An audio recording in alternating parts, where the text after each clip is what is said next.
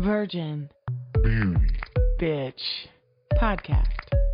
Inspiring women to overcome social stereotypes and share unique life experiences without fear of being defiantly different. Your hosts, Christopher and Heather. Let's talk, shall we?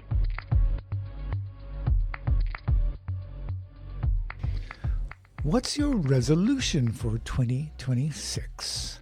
Is it the year of rebuilding, a year of recovery, or a year of surviving again? How about a year of something interesting, something curious, something radically life-changing? How about something more like a revolution? Are you ready? Are you ready? Are you ready for the year of the B-I-T-C-H?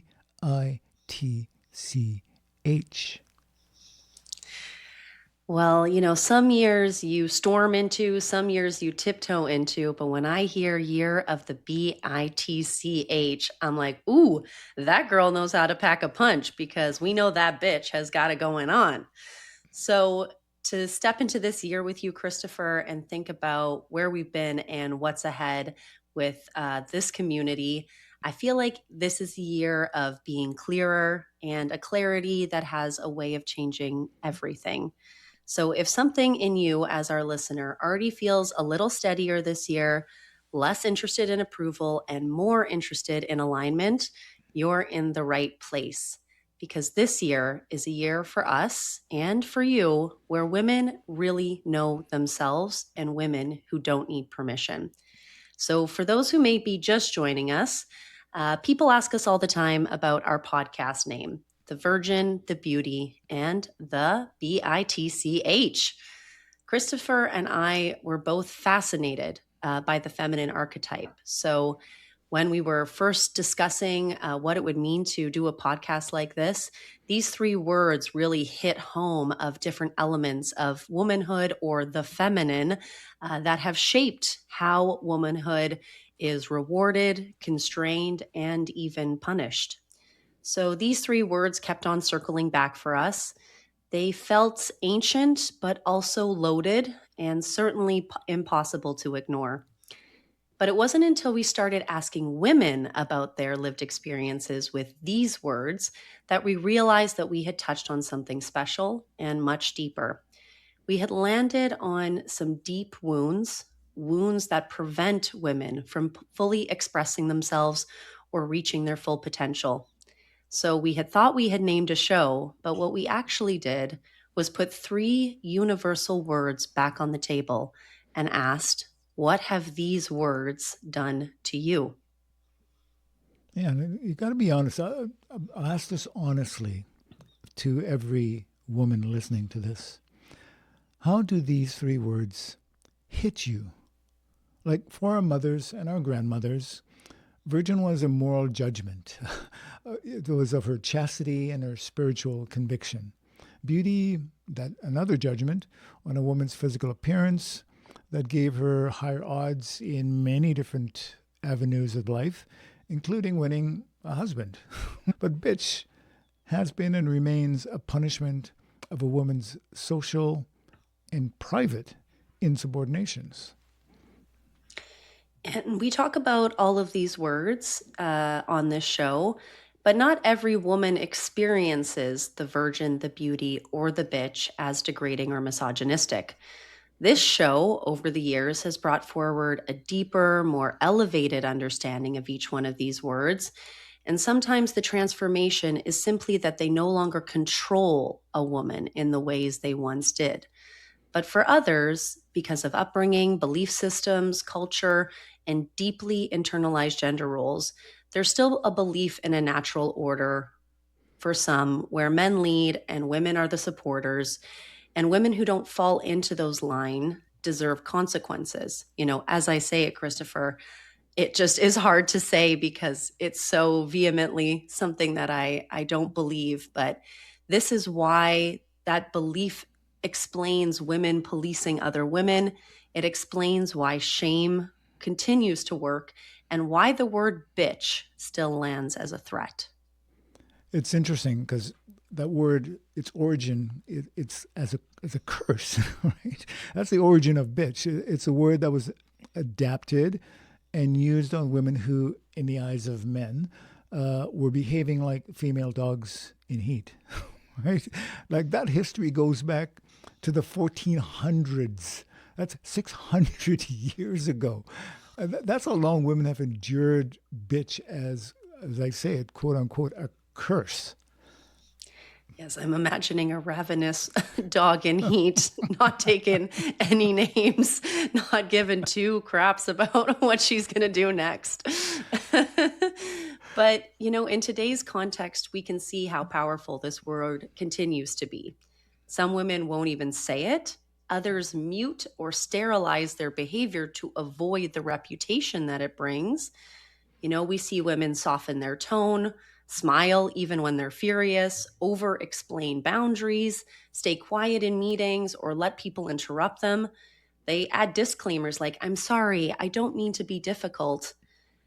And over time, I'm sure one of those things has resonated with you who's tuning in. So let's pause for a moment and think about where in your life are you managing your tone so that you don't get labeled?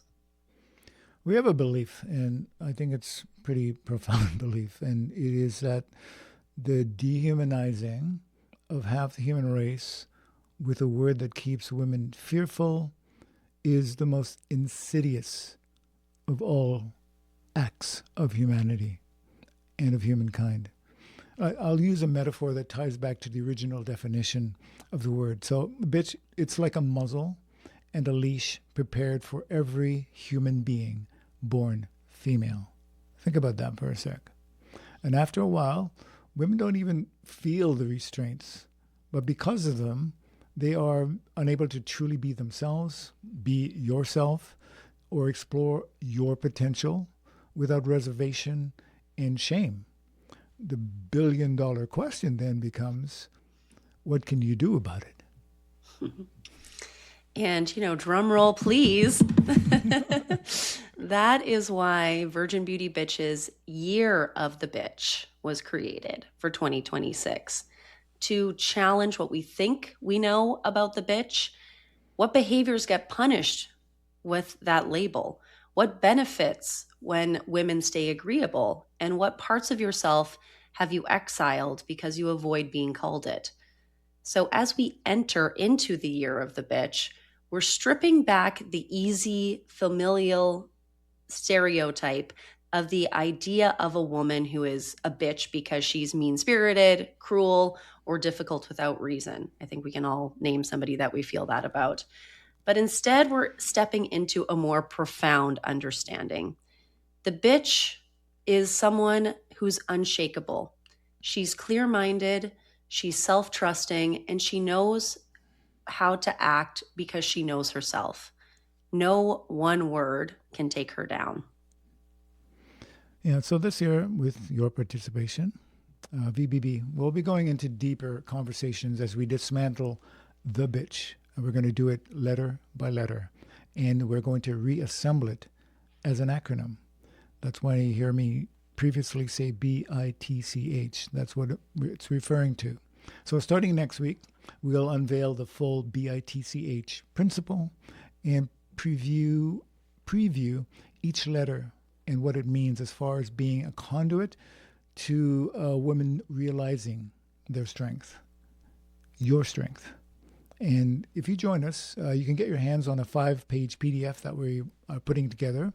And we want to reveal that the very same word used to dehumanize and disgrace women for centuries is miraculously the key to your personal deliverance.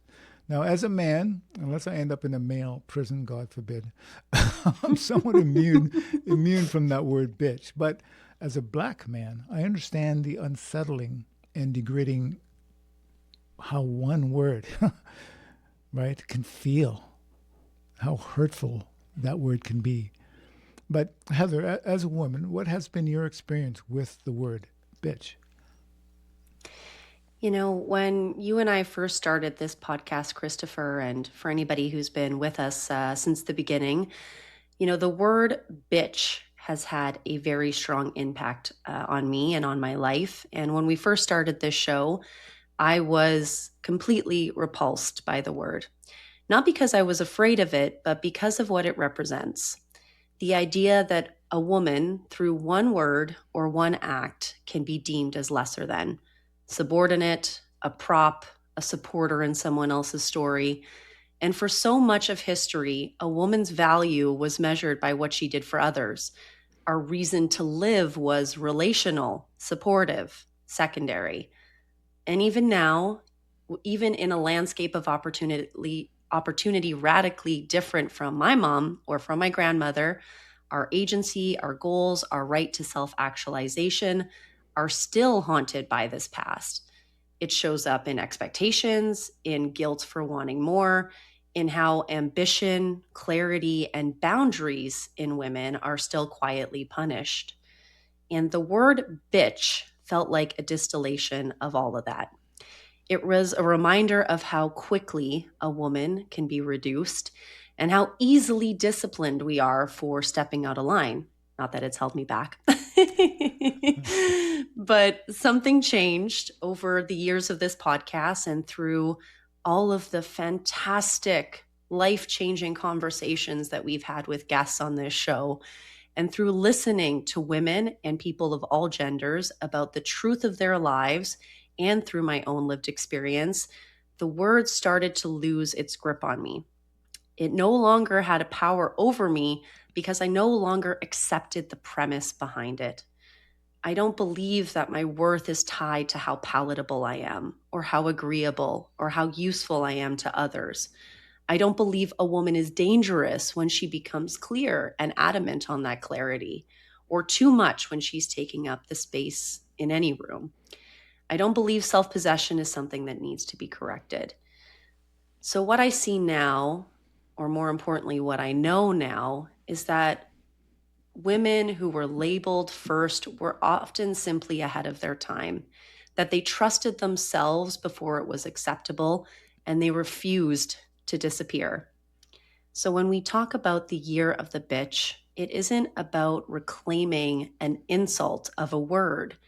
To me, it's rejecting a lie that women are meant to be smaller than their potential, a lie that power is conditional, and a lie that agency is something that we borrow rather than something that we own. So this year, in this moment, for women who are no longer interested in defending their existence, this is the path that we're going down for Virgin Beauty Bitch in the year of the B-I-T-C-H. Say it with me. Women who move with intention, women who know their own minds, and women who are done negotiating their worth. And if something in you feels steady as you hear this, you may already know the question that we'll be asking throughout the year. Are you that bitch? And it's a journey I'm looking forward to taking on myself. I've evolved over the years of this show, and there's something really powerful in what each one of these letters means as we dissect them and go through them together. And I know that on the other side of this year, there's profound learnings for me as well. So I'm looking forward to going through that with our listeners and with our community. Yeah, last time I checked, I'm not a woman. However, I do know what it means to feel something inside yourself that you're not able to live outside yourself. And I know how scary it is to consider moving out of your comfort zone. I know how frightening it is to want something but not believe that you have what it takes to get that something. We can't come into your life and push you into that direction. However, what Heather and I want to do this year is we want to offer support. Over the year, we're going to be talking to a lot of women about this particular topic, about how they have challenged themselves to overcome this century-old curse on something that has held them in check, in place. We want to have those conversations so you can hear those conversations and know that you are capable of doing exactly the same thing. That's what this is all about. We hope that what we've shared here today resonates on some level, that when you look into your future, that you see yourself becoming something more than you have been capable of at this point, for whatever reasons that might be. That's why we're doing this. We're excited to do this. So excited. We've been doing this podcast for like 80 years. With these words, they have grown so much in their importance. We had no idea when we began the gravity of these words. Every year we learn more and more and more in the conversations that we have with women. And we see a way above, beyond what these words have meant or what they're supposed to mean for women. They are incredible words that have been used to bludgeon women for centuries. But they can be that bridge to something amazing. And that's the bridge we want to cross this year. So we hope you'll join us, okay, on this journey. Yeah, and just to speak to our listeners on this as well, I'm sure that every single one of you have had your own personal breakthroughs when you stop letting a word or a past or a pattern define you any further. And so that knowledge is what we're garnering together in this year and with the community that we're building. So the guests that we've had on our show, when we've dived into these words in the past, the wisdom that came out of those conversations has transformed my life fully. And so to have a space where we can take from each other's learnings and grow in a completely different understanding of the bitch is something I am so excited about. And Christopher, can you share with our guests, there was a manifesto that you tapped into that I think is just such a springboard for what we're working on. Yeah, so there's a couple of things that have, over the course of this podcast, that have really sunk themselves deep, the messages that have sunk deep in and would not let go until I planted them as a seed and something beautiful came out of them. One of them was a guest we had way, way, way back in the start of our show. And she shared with us how she also, obviously like most women, feared this word, bitch. But she realized that whenever she was in the most desperate stages of life, that the person she became, the person that came out of her, was her bitch. And that is what transformed her life. That blew me away, hearing that. And that was very early. Then we had another woman in episode 221 or something like that, that talked about women need to learn to be better bitches. It's like, what? What? When do you ever hear that, right? But it I was am like here for it. total slap in the face of, yes, you're right. You're so right. Let's make T-shirts. Right? Get the T-shirt, join the community. But underlining all of that was a paper written in 1968. And it's called the Bitch Manifesto. And it is gold to me. It is gold to me because at the end of it, she talks about the flaming bitch. She doesn't mince words about what a bitch is and how a women need to go into that mode of who they are. But at the end of it, she talked about a community of bitches could never exist because these women are always marginalized in society and they don't necessarily want to expose themselves. because of that. So I thought, why not build a community of bitches, women who support each other in this growth?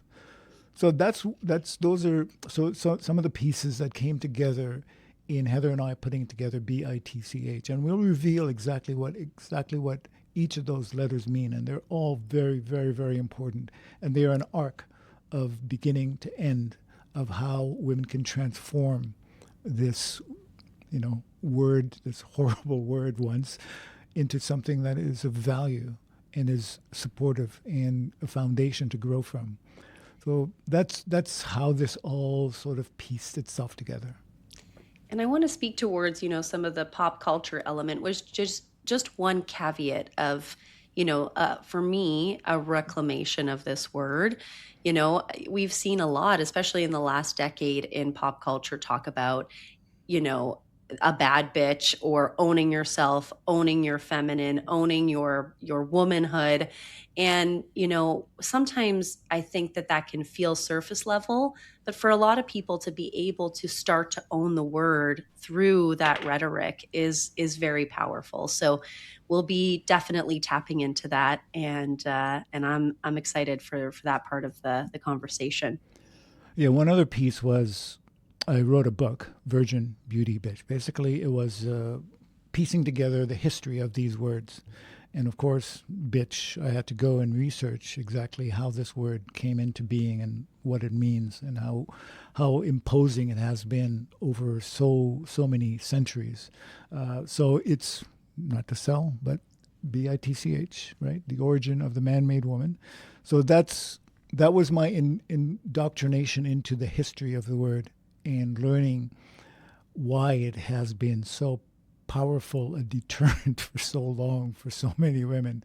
And psychologically, you're born into this word being, a leash and a muzzle. You're born into it. It's given to you when you're born as female. There you go. Here's your leash. Here's your muzzle. Off with you now. Mm-hmm. And we're going to use this word whenever we see fit to put you in your place and make you know that, really to free yourself of those two things, even metaphorically, is a huge, huge piece of what we're working on with this year. Exactly. And please join us. And here's the thing. We really, really, really would love your feedback. And to set that off, before we go here today, I want to share some questions, and we'd love your feedback. You can go to VIRGIN.BEAUTY.B surveys.com and answer these questions, see these questions and answer them. Here's what I have for you. How did you learn about the reputation of the word bitch and identify it as shameful or dangerous?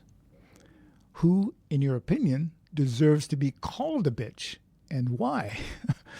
What parts of yourself have you toned down to avoid being or having the reputation as a bitch? And who benefits and who loses when you are always being the nice girl? Check those out. Ooh, love your feedback. Ooh, I got tingles. All right. I mean, we really, really are going to dismantle this word and reassemble it. And if we can have participation as we go, and suggestions and feedback, it makes it all the more juicier. Mm-hmm. Every time that I have a conversation with a listener or we hear from you on our website, it's so enriching. So please don't be shy, because we really enjoy getting to know you better. So this is the beginning, and this is a start for a new year, the year of the B-I-T-C-H. And you have been listening to The Virgin, The Beauty, and The Bitch, B-I-T-C-H, in 2026. Find us, like us, share us. Come on back.